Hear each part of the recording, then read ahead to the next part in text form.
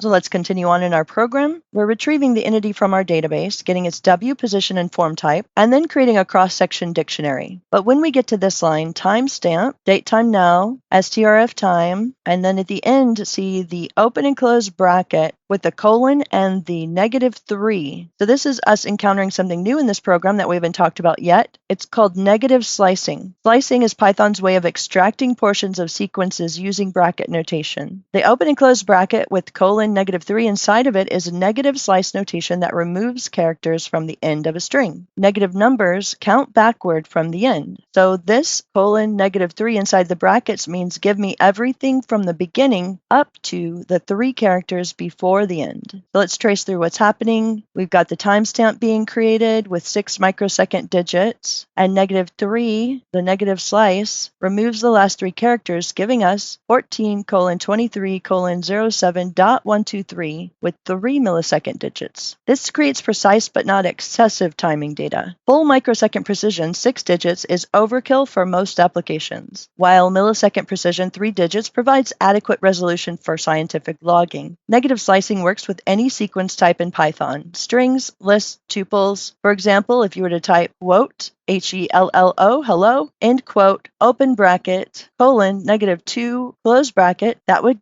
return HEL. It would give us hell, removing the last 2 characters. If you have a list, and so you have an open bracket, 1, 2, 3, 4, 5, all separated by commas, close bracket, and then follow that with an open bracket, the colon -3, close bracket, that would turn this into just giving us 1, 2, removing 3, 4, and 5, the last 3 items. The beauty of negative slicing is precision control. Scientific instruments often need to balance accuracy with practicality. Our negative slice creates the perfect timestamp format for 4D entity detection, removing unnecessary precision while maintaining scientific accuracy for research logging.